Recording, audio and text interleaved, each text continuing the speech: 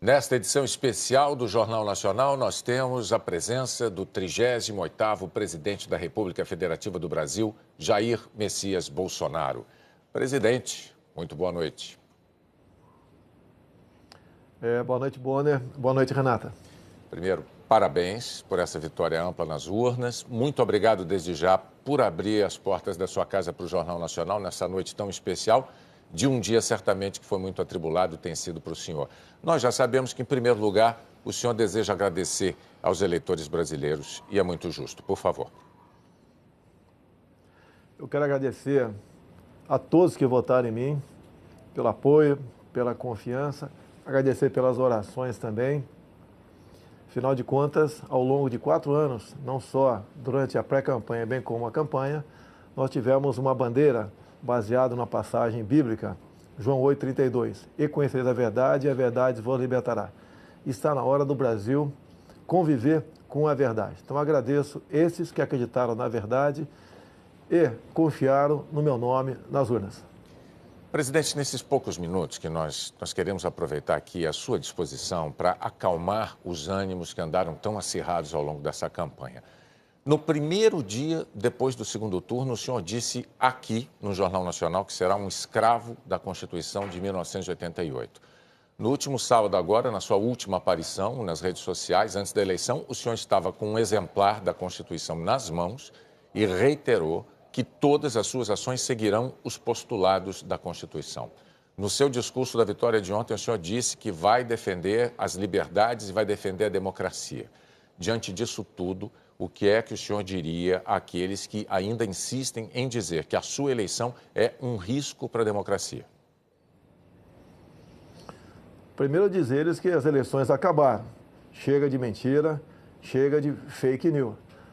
Realmente, agora estamos numa outra época. Eu quero governar para todos, como você bem disse, no Brasil, não apenas para os que votaram em mim.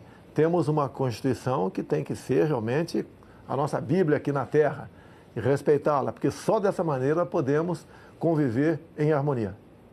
Presidente, boa noite. Durante a campanha, o senhor já teve oportunidade de se desculpar por palavras mais fortes que usou em sua pregação sobre um projeto polêmico de educação sexual nas escolas. O senhor chegou até a pedir desculpas aqui no Jornal Nacional por ter se excedido no calor das discussões. Numa outra ocasião, o senhor disse enfaticamente não ter nada contra os gays. Depois disse que vai lutar contra aqueles que querem dividir o Brasil entre homos e héteros, entre brancos e negros, entre sulistas e nordestinos. Há relatos concretos sobre pessoas que têm agredido gays, verbal e fisicamente. Na campanha, o senhor repudiou o voto dos que usam a violência. Como presidente eleito, o que o senhor diria para aqueles que ousem ser preconceituosos e agressivos contra outro ser humano apenas por serem gays? A agressão contra um semelhante tem que ser punida na forma da lei. E se for por um motivo como esse, tem que ter a sua pena agravada. Agora, deixo bem claro, ganhei o rótulo por muito tempo de homofóbico. Na verdade, eu fui contra a um kit feito pelo então ministro da Educação, Haddad, em 2009 para 2010, onde chegaria nas escolas um conjunto de livros, cartazes e filmes, onde passariam crianças se acariciando e meninos se beijando. Não poderia concordar com isso. E a forma como eu ataquei essa questão é que foi um tanto quanto agressiva, porque eu achava até que aquele momento merecia isso.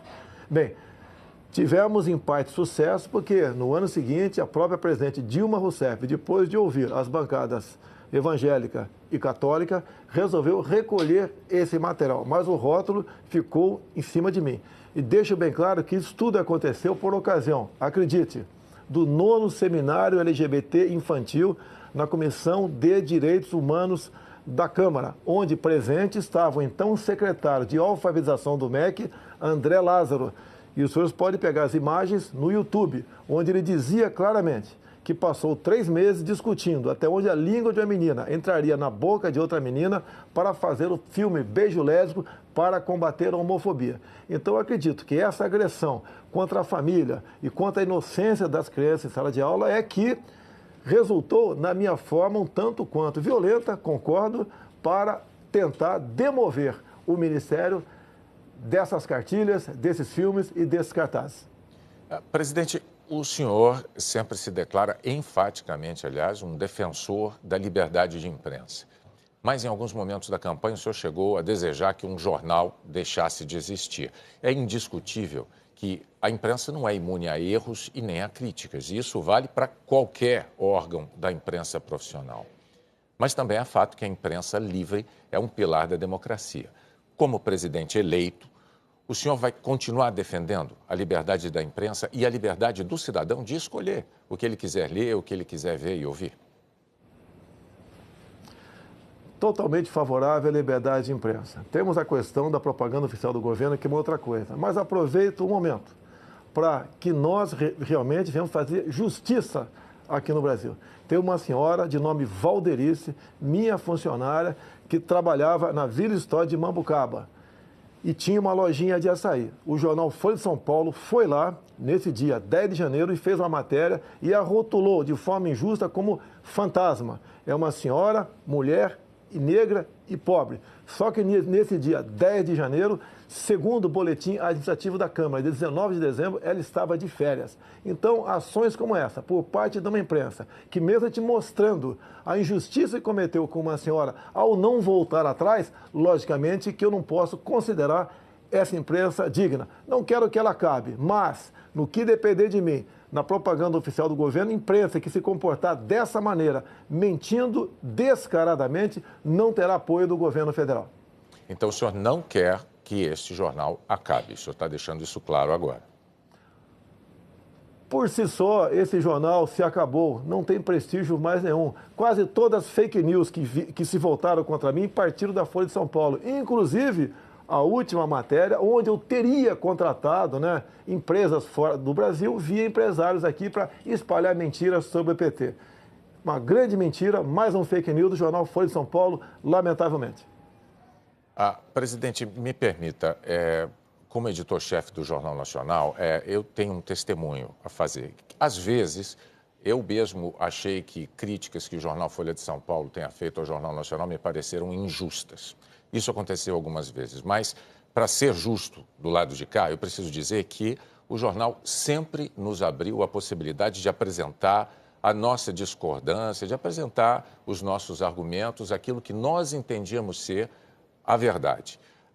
A Folha é um jornal sério, é um jornal que cumpre um papel importantíssimo na democracia brasileira, é um papel que a imprensa profissional brasileira desempenha e a Folha faz parte desse grupo da imprensa profissional brasileira. Mas a gente pode seguir adiante com a próxima pergunta da Renata. Sim, presidente, no discurso em que o senhor fez essa mesma afirmação sobre a imprensa, o senhor disse que os marginais vermelhos serão banidos da nossa pátria.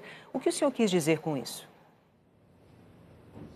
Foi um discurso inflamado, com a Avenida Paulista cheia, e, logicamente, eu estava me referindo à cúpula do PT e cúpula também do PSOL. O próprio Boulos, havia momentos antes, dito que invadiria a minha casa aqui na Barra da Tijuca por ela não ser produtiva. Vimos o candidato do PT derrotado, em vídeo também dizendo que a crise no Brasil só acabaria quando Lula fosse eleito presidente. Então foi um momento de desabafo, é um discurso acalorado, mas não ofendia a honra de ninguém. O que eu quero dizer com aquilo? No Brasil, de Jair Bolsonaro, quem desrespeitar a lei sentirá o peso da mesma contra a sua pessoa. Presidente, essa campanha foi muito polarizada, todo mundo sabe, todo mundo notou, às vezes até dentro de famílias houve brigas, o senhor certamente tem conhecimento disso. Ontem, no seu discurso, o senhor muito corretamente disse que será o presidente de todos os brasileiros. Para conseguir o seu objetivo de conciliação nacional, respeitadas as diferenças de ideias, o que é que o senhor poderia dizer agora, nesse momento aqui no JN, para os que não votaram no senhor? Dizer a todos vocês que não votaram em mim que nós estamos no mesmo barco. Se o Brasil não sair dessa crise ética, moral e econômica, todos nós sofreremos as consequências do que se aproxima no futuro. Nós queremos junto com vocês. Afinal de contas, nós temos tudo para sermos uma grande nação. O que está faltando é a união de todos, evitar as divisões. Essas divisões apareceram no governo anterior. Nordestinos, sulistas, brancos e negros, ricos e pobres, homos e héteros. Isso nós vamos evitar. Vamos tratar todos iguais. E eu apelo àqueles que não votaram em mim. Nos dê oportunidade agora de mostrar que realmente nós podemos fazer uma política de modo que a felicidade se faça presente em nosso meio no futuro. Presidente, uma última pergunta. O senhor disse há pouco à Record e ao SBT que pensa em convidar o juiz Sérgio Moro ou para o Ministério da Justiça ou para o Supremo Tribunal Federal. Qual dessas duas funções o senhor prefere para ele? Olha, o juiz Sérgio Moro é um símbolo aqui no Brasil. Eu costumo dizer que é um homem que perdeu a sua liberdade no combate à corrupção. Ele não pode mais ir na padaria sozinho ou ir passear com a tua família no shopping sem ter um enorme aparato de segurança ao teu lado. É um homem que tem que ter o seu trabalho reconhecido.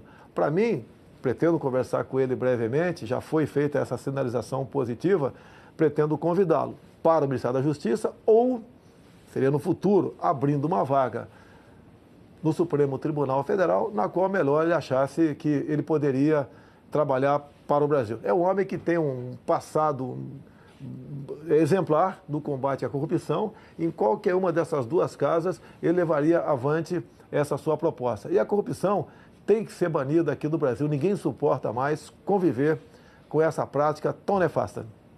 Presidente Jair Messias Bolsonaro, mais uma vez, nossos parabéns pelo seu desempenho nas urnas, pelos votos que o levaram ao Palácio do Planalto.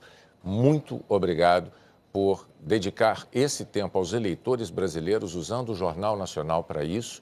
E nós agradecemos, não apenas em nome do JN, mas em nome de todos os eleitores. E em nome de todos os eleitores, pode acreditar, desejamos ao senhor um excelente governo. O Brasil precisa disso. Parabéns mais uma vez e boa noite. Bom, Renata, boa noite e muito obrigado pela oportunidade. Boa noite.